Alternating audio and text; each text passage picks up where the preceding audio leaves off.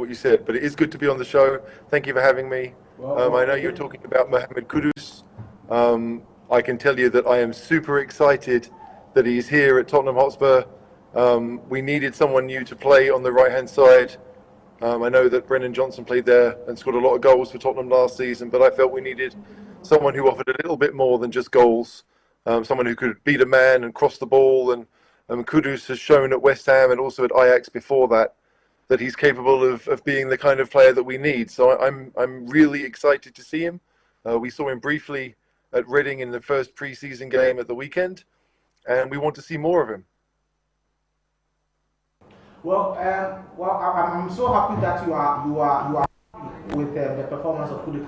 I think the last time we spoke to you, it was before the Manchester United game. A lot has changed after that. I remember at the time, Ange Postecoglou was your manager then, and you were saying that even if you won the trophy, then you expected him to be sacked. A lot has happened. You ended up winning the trophy for the first time in 17 years. Then Ange is gone now. Now Thomas Frank is here. Kudus is here.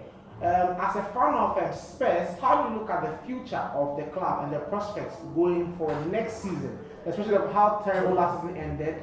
You were 17th, I think, on the league table. The only thing that saved you was winning a trophy in Europe, which has guaranteed you a place in next season's championship. Looking at your business so far and the restructure around the club, what do you make of your club's prospects next season? Next season is going to be difficult because we have to play the Champions League game. Those 8 games are obviously slightly more difficult than the Europa League games we had last season. And the squad is a little bit stronger, but not enough. Kudus is a great addition, as I said, but we've signed a Japanese centre-back who's very young. We've got the young Croatian centre-back called Luka Vuskovic, who looked very good in our first pre-season game, but at 18, it's still up in the air as to whether he's going to be good enough to really work in the Premier League. And we struggled last season by having those extra games. We focused on the Europa League and it worked in our favour. But I do think that we need a few more players, certainly in midfield. I think that's our weakest spot. And with Thomas Frank coming in, I mean, we can maybe expect to see a change in tactics, certainly a change in organisation within the team. But yeah, we're going to miss Ange because a lot of Spurs fans loved him and the way that he managed the team. But we also knew that there were issues, and that as much as winning the Europa League is an amazing achievement and something that we're really happy happened, we also knew that there needed to be areas that should be addressed. And we hope that Thomas Frank will come in and do that. We saw at Brentford that he was capable of playing different formations for different teams. And Spurs do have a varied squad. We have a lot of players that could do jobs in certain areas. So it's not like he's going to struggle too much for players. But personally, I'd like to see a couple more midfielders brought in, ones that can maybe tackle the ball and give the team a bit more of a strong look. Let's look at the prospects of the team itself, especially the attacking lineup. Well, on the left wing, there's a player like Sonny, who is still around. We'll look in depth into Sonny's situation. Then up front, we've got Dominic Solanke and Richarlison. We've also got Brennan Johnson, Mathys Tel, and other players. And now Kudus is also in the picture. In terms of attacking talent next season, is it looking promising in terms of goal contributions from all these players? I mean, I think Solanke will still be the main striker. We saw that with Ange last season. I would love to see Richarlison stay fit because I think that he really could offer something and maybe even become the main striker. We saw last season with Ange that when he was fit, he scored goals. So, yeah, as far as the central striker is concerned, we seem to be okay, I would say. But it's really up in the air as to who's going to play down the wings. I do think that Kudus will come in and be the first choice down the right-hand side. Kulusevski is out injured right now, which also gives him a chance to really show his worth. But with Kulusevski and I love Mathys Tel, I think that he's going to become a real star for Tottenham. But yeah, the question, I think you mentioned his name in what you said, but the question is what we're going to do with Son. Because he's been at the club for 10 years now. He's been a great player for the team. He's a club legend. But there is a sense among Spurs fans and that maybe once we have finished our tour of the Far East, which we're going to start this weekend, once we finish that maybe Son will be moved on. I'm not sure I want that to be the case, but I just think that, yeah, it might be the perfect time to finish his Spurs career lifting the trophy in Bilbao. As I said, he really is a club legend. Almost every fan I know loves him. He's certainly the most popular player we've had in the last 10 to 15 years, and I include Harry Kane in that. Like, Son just captured everyone's attention. And it will be interesting to see that maybe he will move to a team back in Germany. He could even go back to Bayern Munich and play with Harry Kane again. I would like to see that. But that is the question. When do we ease Son out of the picture? Because as club captain, he's obviously very important, but he's not the future of Tottenham. And Mathys Tel, for example, is. And Wilson Odobert is. And Mikey Moore, even in a few years, will be the face of Spurs. So we do have players that can play there, but I'm excited to see the options that we have, because Maddison is now in the team. Obviously, there were rumours that we're going after Morgan Gibbs-White.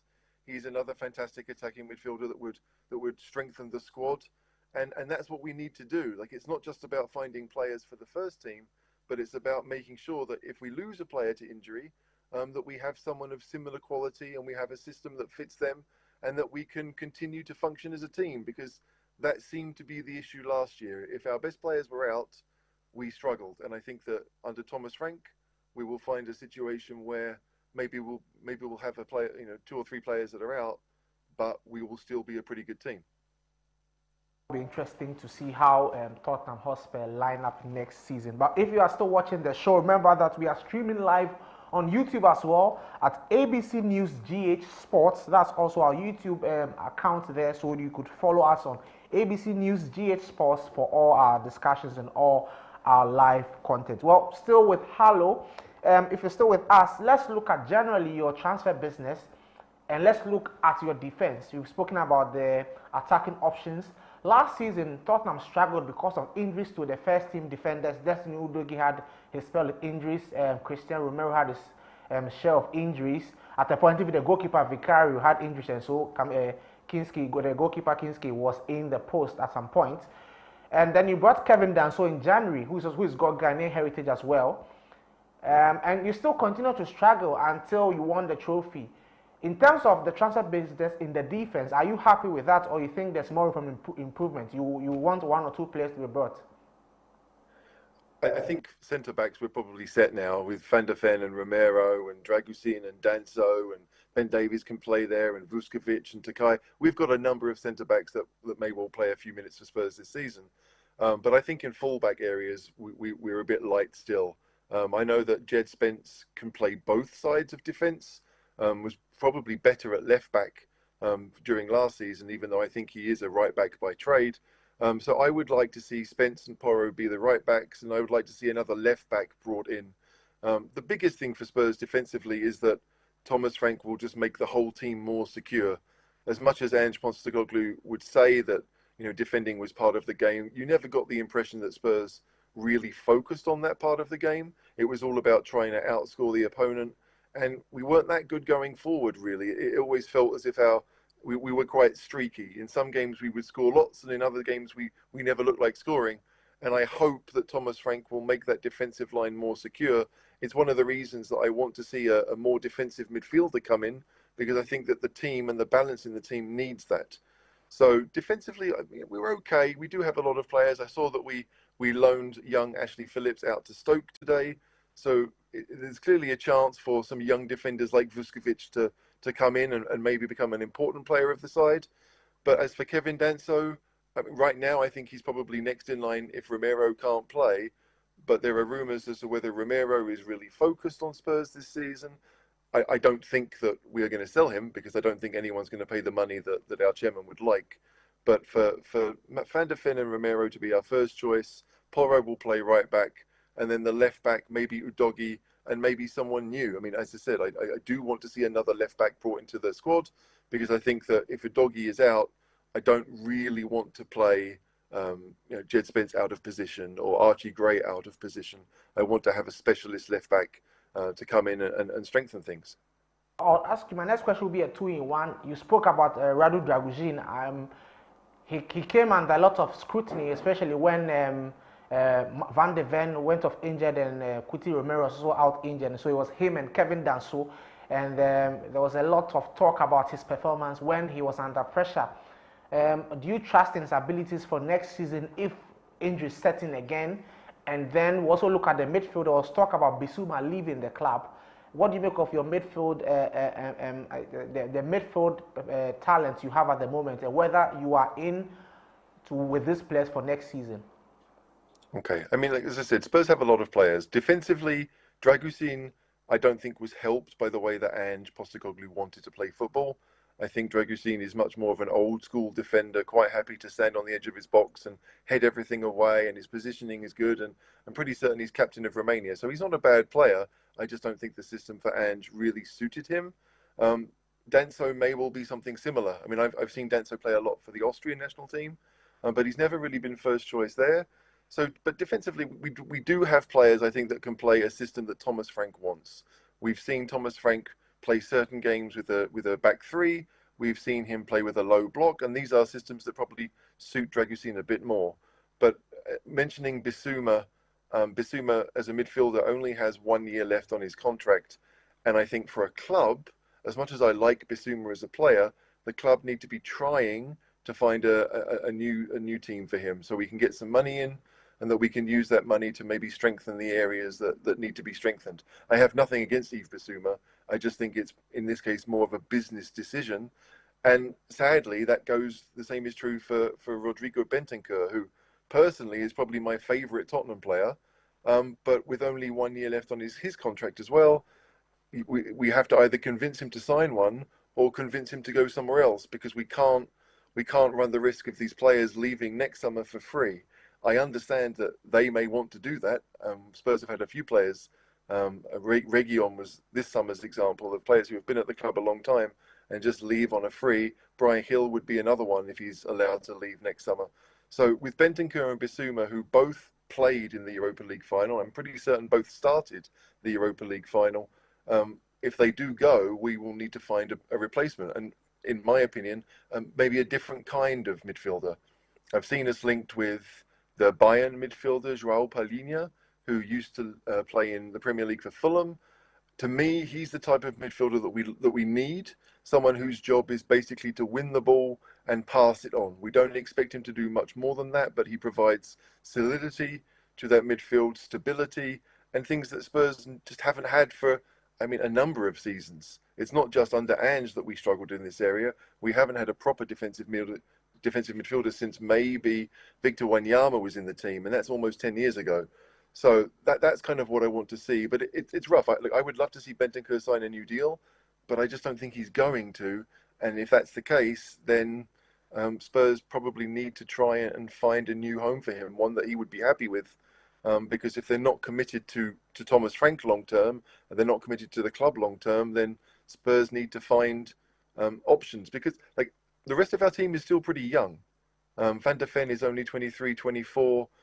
So we've got some players in the club that will grow with age and will get better with time, and we need to find other players so that team can grow together. That's what we saw with Spurs 10 years ago when we were very good.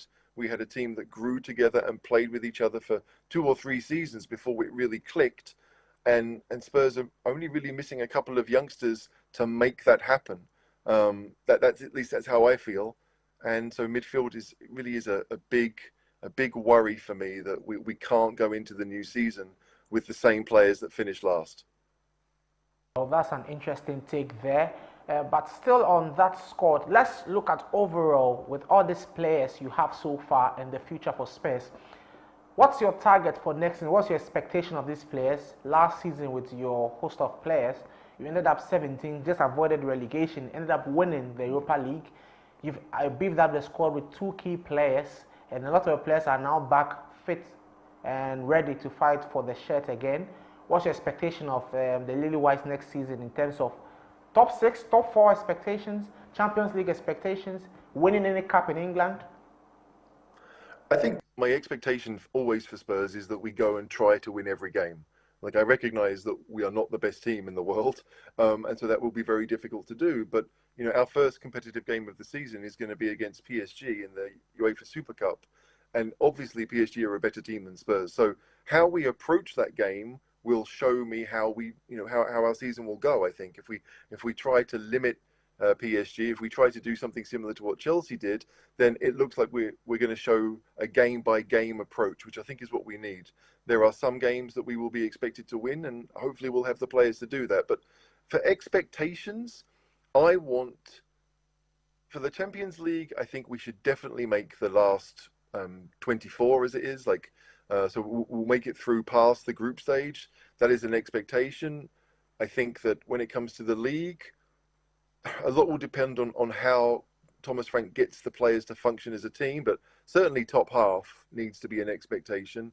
I would love to see us battle for Europe, but there are lots of teams that are very good and capable, and this season might be a strange one because we have so many teams in England that are playing in the Champions League that Newcastle struggled the last time they were in the Champions League to maintain a league form. Obviously, Spurs struggled last season thanks to injuries, and we just don't know how things are going to go. But when you have a game every 3 days for about 4 or 5 months, which is what Spurs had last season, then the expectations depend on how well those players function when they are asked to play. I do think Spurs have some very, very good players, and I think we have let's say, the minerals of a very good team, but it will take time to get there. So if at the end of the season we're top 8 and we've made the last 16 of the Champions League, I think that is an improvement on what we've done. And the domestic cups, we have to try and win those. They are our best chances of trophies. I mean, pretty much every season they are, but certainly when we're in the Champions League, they definitely are. So we can't use it as a chance to play some kids. To me, that really needs to be a focus, that we're going to have a number of players who may not be in the Champions League squad, but they will be in the Premier League squad and they will be available for domestic cups. And so those are the games that they get the chance to play. I think Thomas Frank has had a pretty deep squad at Brentford before. Like, you never really knew what his best team was. You understood that maybe 7 or 8 of them were going to play if they could, but there was a few chopping and changing. And Spurs, we might see more of that. We're going to have to find 11s that function, and maybe that means that Brennan Johnson will play more in some games and he won't play with Kudus, but who plays best with Brennan Johnson? Who plays best with Mohammed Kudus? Can we find partnerships within the squad that we have that elevate the first 11 to be maybe something better than the quality that these players have? Because to me, the best teams, they elevate each other. They're full of good players, but when they play with each other, they make them better. And Spurs have struggled to do that for a couple of years now. We've relied a lot on individual quality, whether it was Harry Kane or Heung Min-Son. But for the team to function, that has to be the goal for Thomas Frank. He has to find players that work well together, that understand each other's games, because when we do that, then I think we do have the chance of making a very good team. Well, just before we go, let's look at Fabio Paratici, the Italian technical director. When he came to the club, he immediately was hit with a ban for issues with his management of Italian teams. What do you make of his time now? Do you think Spurs will re-engage him on a new contract? Look, I definitely think that we'll probably be employing him in some form. He's not going to have the same role that he had before, because Johan Lange has been doing that for the last year and a half, I think. And obviously Lange is a very good friend of Thomas Frank. So those two are pretty set. But if there are players in Serie A that we don't know too much about, then Fabio Paratici will be the one to help us find those players. And obviously the strength of the Premier League financially means that we can, in many cases, go to Serie A and take players. I mean, we've seen Brighton do it this season. They brought in a young centre-back from Italian football, and Spurs can do the same. So if Paratici has contacts that can help us, then I'm sure that we'll use those. But I don't know if he's ever going to be a full-time employee of Spurs again. Thank you very much, Harlow Globetrotter, who is the host of Lads Tottenham podcast. But well, before we go, one last question, 10 seconds. Which team is the best team in the world? Oh, that's a tough one. It's either Liverpool or PSG to me. I think it has to be PSG because they're the Champions League winners. I know Chelsea beat them, but no one really cares about the Club World Cup. So therefore, I would say PSG still are. But of course, when we play them, on August the 13th in Udine, ask me again, and if Spurs have won, I'm going to say Spurs are the best team in the world. That's how football works. That's how banter works. But if I take my Spurs hat off for a second, it's got to be PSG. I'm not going to banter you, so I only thank you. Thank you very much for your time, and thank you for your in-depth analysis and extensive knowledge and coverage of Tottenham Hotspur. We hope to speak to you when the season is up and running, and hope that Mohammed Kudus and Kevin Danson will have a very good season next season. Thank you very much, Harlow Globetrotter. Thank you very much. Have a good night. Well, thank you too. Well, that was Harlow Globetrotter there. He's the host of Last is Tottenham podcast. We had an extensive discussion on Mohammed Kudus and his new team. We also had a discussion on Thomas Frank and then the transfer business of Spurs so far and what the expectations from the fans are for the club next season.